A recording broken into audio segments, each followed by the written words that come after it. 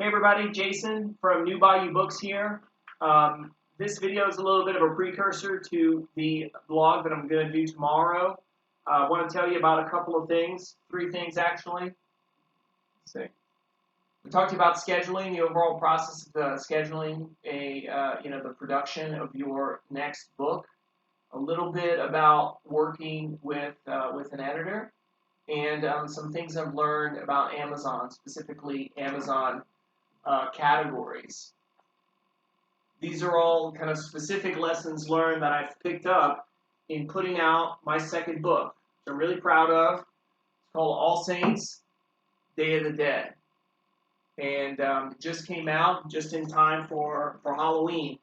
And that leads right to the first set of lessons, which really has to do with scheduling. I put out two books in the span of about 18 months. The first one was Tattoos and Tans, and All Saints Day of the Dead, as the title implies, is set around the Catholic holiday of All Saints, the 1st of November, and Halloween, and also the Black Pot Festival, which is a huge deal around Lafayette, Louisiana. If you haven't been, it's an amazing place. The Black Pot features heavily in this book. So it's set in this time of year. And so, of course, it was important to me to get the book out before Halloween. I think it's a fantastic Halloween read. It's got, South Louisiana Catholicism along with some kind of mystical stuff. It's got some psychedelic drugs. It's got a Vietnamese priest who's a martial artist, an ex-nun, a Cajun band, and all kinds of entertaining stuff that's right on kind of theme for this time of year. So scheduling, the main which really is the main lesson from this book for me. I pretty much manage the entire process by myself, and since I kind of had control really over just about every stage of producing the book, from the very first draft all the way through post-production after I got the copy edit back from my wonderful editor, Marie Corial. Since I controlled all that process, I got lackadaisical with the scheduling, and I made the critical mistake of thinking that since I control everything, I don't have to be very precise with my scheduling. And it bit me in the butt, it really did, because here it is, 2 weeks out from Halloween, and the book is up. I got it published a few days ago, but there's still some imperfections, which is why you see these tabs here. There's still some imperfections, and they're real minor, but they're there.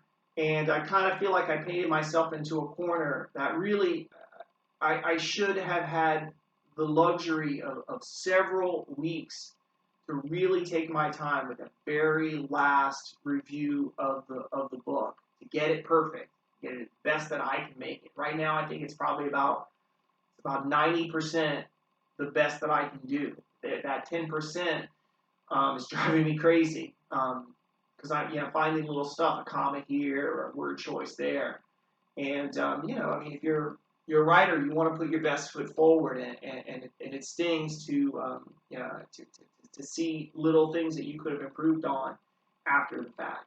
So the main piece of advice that I would offer anybody who's publishing independently is, at the very beginning of the process, sit down with your calendar and with a real understanding of how you work and your ability to meet deadlines and so forth, and sketch out a plan of attack that goes all the way through the end. It starts with your first draft and doesn't stop until you've actually uploaded the finished book, both the paperback and the electronic version, if that's what you're going to do.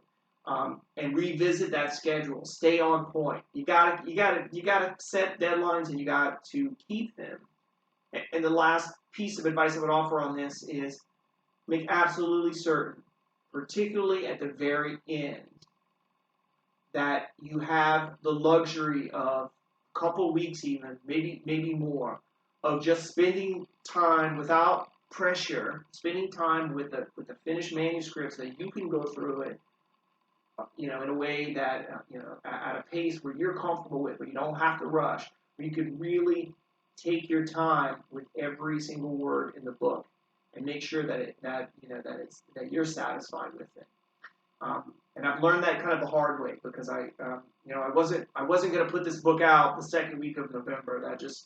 That wasn't going to do it for me. I'd have rather wait a whole year and put it out next year. I wasn't willing to do that either. So I pressed hard and I got it out, and I'm happy with the quality. But it's not perfect, and I could have done better. And if I had scheduled more deliberately, I would have ended up with a better product. And frankly, I wouldn't have been as stressed out as I have been the last few weeks. So anyway, that's it on scheduling, and I'll probably say some more stuff in the blog that I'll write up tomorrow. But that's the gist of it. Second thing is a little bit about what I've learned in terms of working with an editor. I mentioned her before. She's Marie Corial. I'll put a link to her website for those of you who are interested. It's also on New Bayou Books if you just search for it. Fantastic editor from Lafayette, Louisiana, and she does a great job. One thing that I've noticed is that any adjustment to your work, to the words that you write, could potentially change the way the sentences flow. Could potentially change the voice that you have, and so, and I think at the root of that, there's probably tension between the way as a writer you kind of want the thing to sound and grammar. So there's kind of natural tension between proper grammar and the flow of language. And that's a very personal kind of thing. I mean, for me, I have a very particular kind of way that I want the book to sound, and I want the words to sound. And it's highly informal and conversational. That's the style that I like. I want my books to feel like somewhat, it could almost be a kind of oral narrative, like some dude in the bar telling you a great story. That's kind of how I want them to feel. And there's a natural tension between that idea and proper grammar. Go out of your way to end a sentence without a preposition or that kind of thing. So it's the main lesson that I've learned from working with the editor on this round is that you have to be very, very deliberate when you choose to accept or reject any input from an editor, from your editor. The editor could be right, but it could be wrong for you at the same time. And there's no edit that's too small for you to think about very, very carefully. And I think that probably that's at the root of my kind of main lesson here. Is when I first got the manuscript back from the copy editor, from Marie, I accepted a lot of changes, but perhaps too quickly. I did accept changes too quickly because I judged them to be so minor that it wasn't worth me thinking about for a long period of time. And I think I was wrong about that. A comma, a dialogue tag, anything, everything is worth considering very carefully. So I just offer that in terms of working with an editor. By virtue of the experience, you got two people working on one piece of text. It has to sound like a unified voice, your unified voice, your singular voice. And so you have to give that just kind of the utmost priority. It's what I've learned from this book. Last, real quick, I'll just tell you that about Amazon and some things I've learned a bit naively. I mean, this is all a process of kind of discovery for me. I'm sure I'll be at the fourth or fifth book before I feel like I have a real strong sense of how this works. So very much learning.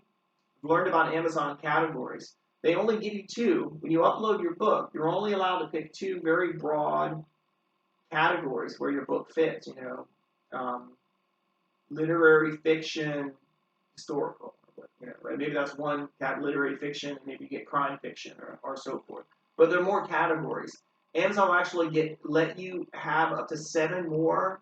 I'm pretty sure that's the number. Up to 7 more additional categories for your book but you have to ask for them. You have to actually, hit the contact us form, and if you go to your KDP dashboard, you'll see there's a contact form, and when you select it, it will give you a template for the information they need. But long story short, you can add up to 7 additional categories to your book if you ask Amazon to do that. They'll manually add them for you on that end, and that's huge.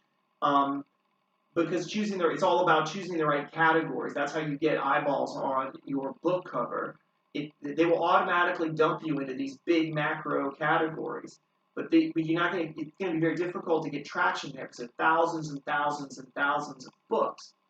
What you need to do is very carefully kind of scrutinize other books that may be similar to yours, see what the full kind of character string are for those books, and if you decide those are the ones you want to be in, then you need to ask Amazon to add them to you. And to be honest with you, I've done the research, but I haven't actually had them add categories yet. So that's a bit of a work in progress, and we'll see how that goes. But it's clear to me that from the things I've read and so forth that this whole business of choosing the right category, that it's actually key to success, wherever you define success. So anyway, just a handful of ramblings on things I've learned with this book. I am in the process of teaching myself and learning from others, so that to ultimately get to the point where I feel like I'm a professional. I'm pretty comfortable writing, but writing the book is just one part of the whole business of being an independent, money-making, self-sustaining, financially sustained author. I'm not there yet. This is the very beginning of my journey. I'm barely by a couple of cups of coffee with the number of books I've sold, but I'm in this for the duration, and I'm committed to learning everything I can every step of the way. Likewise, I'm committed to sharing everything I learned with the world. So if you hung with me this far, thanks so much. I'd love it if you join the mailing list. YouBuyUBooks.com and click Join the Revolution and sign up for the mailing list. And thanks for coming along with me.